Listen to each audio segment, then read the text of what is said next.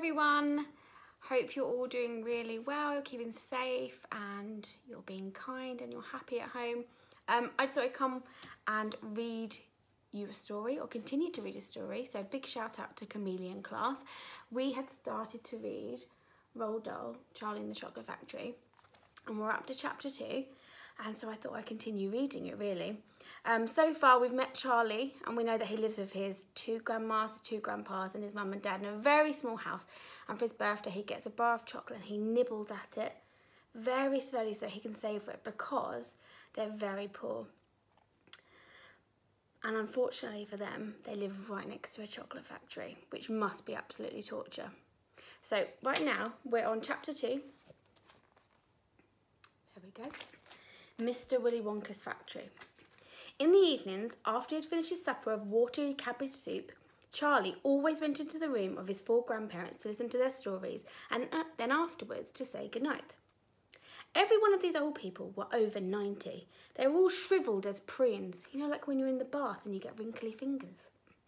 And as bony as skeletons, and throughout the day, until Charlie made his appearance, they lay huddled in their one bed, 2 at either end with nightcaps on, to keep their heads warm, dozing the time away with nothing to do.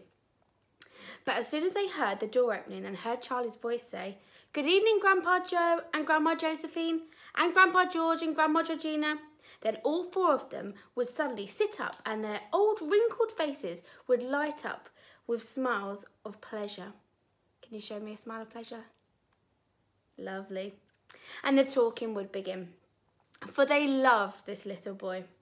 He was the only bright thing in their lives, and his evening visits were something they looked forward to all day long. Often, Charlie's mother and father would come in as well and stand by the door, listening to the stories that the old people told, and thus, for perhaps half an hour every night in this room would become a happy place, and the whole family would forget that it was hungry and poor. One evening, when Charlie went into his grandparents', he said to them, "Is it really true that Wonka's Chocolate Factory is the biggest in the world?" "True?" cried all 4 of them at once. "Of course it's true.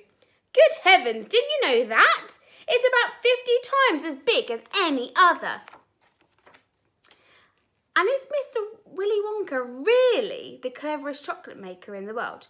"My dear boy," said Grandpa Joe, raising himself up a little bit higher on his pillow, "Mr. Willy Wonka is the most amazing, the most fantastic and the most extraordinary chocolate maker the world has ever seen. I thought everybody knew that." "I knew he was famous, Grandpa Joe, and I knew he was clever." "Clever!" cried the old man. "He's more than that. He's a magician with chocolate. He can make anything he wants. Isn't that a fact, my dears?" The other 3 old people nodded their heads slowly up and down and said, "Absolutely true, just as true can be." And Grandpa Joe said, "You mean to say I've never told you about Mr. Willy Wonka and the factory?" "Never," answered little Charlie. "Good heavens above, I don't know what's the matter with me." Will you tell me now, Grandpa Joe, please?" "I certainly will. Sit down beside me on the bed, my dear, and listen carefully." Grandpa Joe was the oldest of the 4 grandparents. He was 96 and a half, and that is just about as old as anybody can be. Like all extremely old people, he was delicate and weak, and throughout the day he spoke very little. But in the evenings, when Charlie, his beloved grandson, was in the room, he seemed in some marvellous way to grow quite young again.